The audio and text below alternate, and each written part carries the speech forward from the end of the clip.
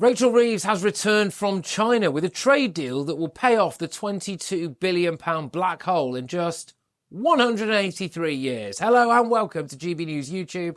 I'm Patrick Christys. Chancellor Rachel Reeves has just returned from Beijing with what she's calling a significant milestone in Britain's relationship with China. But here's the kicker.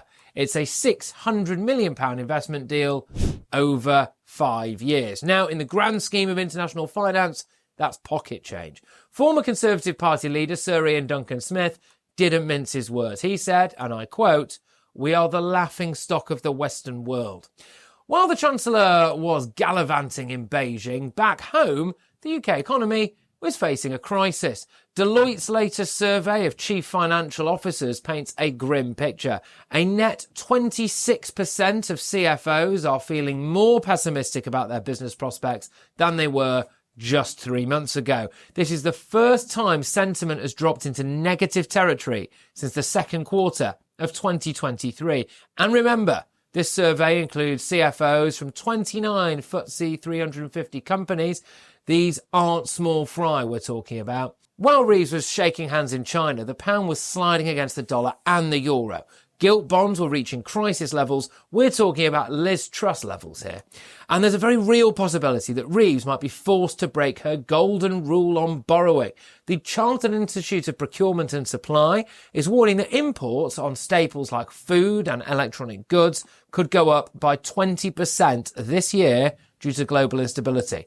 Just what we need, right? Another potential inflation crisis looming on the horizon. The timing of this trip couldn't have been worse. Critics are calling it tone deaf. Whilst our economy is teetering on the brink, our Chancellor thought it was a good idea to fly halfway across the world for a deal that amounts to a rounding error in international trade. And let's not forget the optics. Reeves was seen visiting Brompton Bicycle's Beijing shop. Now, that might sound harmless, but here's the kicker. Brompton has implemented a recruitment freeze due to Reeves's own tax hiking budget. This whole debacle puts Labour in a tricky spot. They've been banging on about economic growth being their number one mission. Remember, they did that the whole run up to the election. What were they going to stand for? They were going to stand for economic growth. A vote for Labour was a vote for economic growth, an end to the chaos. But with business confidence tanking and international investors giving Britain the cold shoulder, that mission is looking shakier by the day. And it's not just the opposition pointed this out. A leading city advisor said, and I quote, "There's a whiff of desperation about it. I'm amazed they think 600 million over 5 years is a good thing." While Britain is struggling, the US is looking increasingly attractive to investors. A net 59% of CFOs surveyed by Deloitte see the US as an attractive place to invest. The UK, negative 12%. Could that have anything to do, I wonder, with Labour banging on about how much they hate millionaires and billionaires? I suspect it possibly could. We're even lagging behind EU economies, which are at negative 36%. And with Donald Trump set to take over the White House this month, that trend is likely to continue.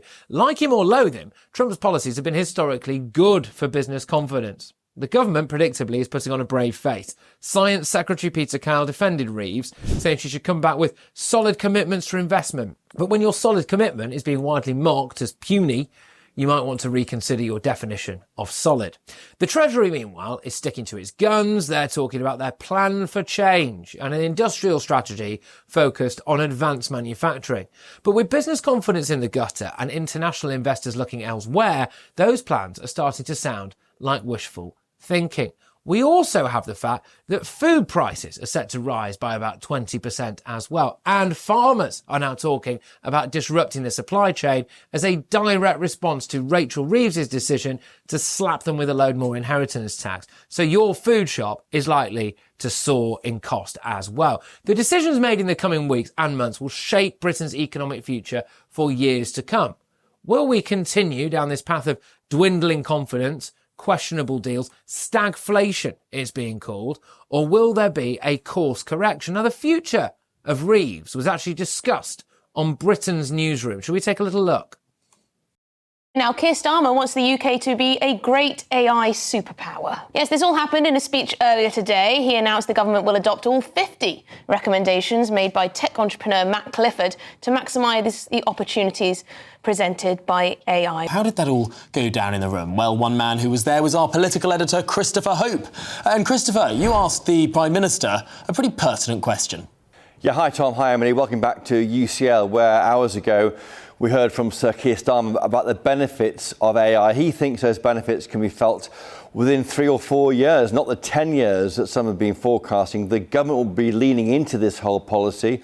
The talk of guardrails and concerns about the risk to us all, world peace even, those up there under Rishi Sunak, they've been forgotten. This government will be leaning into making the UK, as he called us, one of the world's great AI superpowers. He recognised there'll be concerns about AI. It might take jobs from, he's been asked on the radio over lunchtime about translators losing their work, but he says it's just changing how you work and work with the technology, not against it. No point in fighting it. That's his focus, because the benefits could be huge, could be worth billions of pounds, tens of billions of pounds more to the economy when it gets there. But the point about that is when it gets there, because right now it's very difficult for the economy and for Rachel Reeves, the Chancellor, looking at the markets. We've got the pound down, we've got the economy flatlining. The long-term cost of borrowing, Tom, as you said, is very high. That's a problem.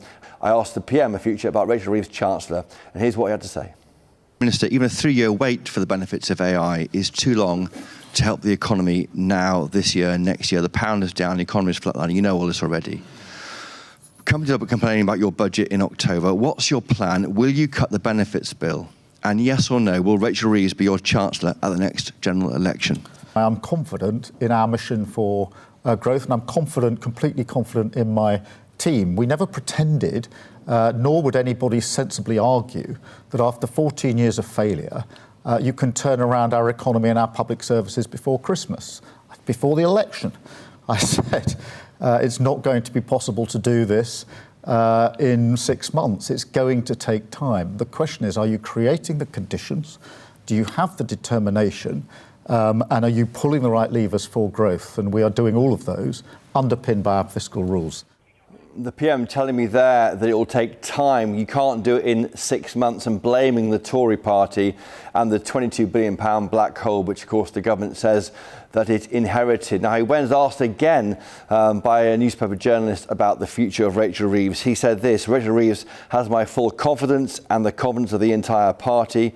He added, I am 100% confident that we will get the growth we need. And that's the desperate need to get that, because currently, as economists tell us, this £9 billion worth of headroom they had in the forecasting has gone because of the issue of the jitters in the economy. They need to get the economy growing to avoid having to increase taxes, which they say they won't do, or more likely do more savage cuts to spending, which could involve better benefits bill. Now, Number 10 have been in touch since that question. They told me that we are barking up the wrong tree about Rachel Reeves' future, implying that Rachel Reeves is certainly in that job. But it's quite telling, I think, that David Lammy, the Foreign Secretary, was given a guarantee he won't lose his job for 4 to 5 years by Number 10's press team last year. That has not happened today from Sir Keir Starmer.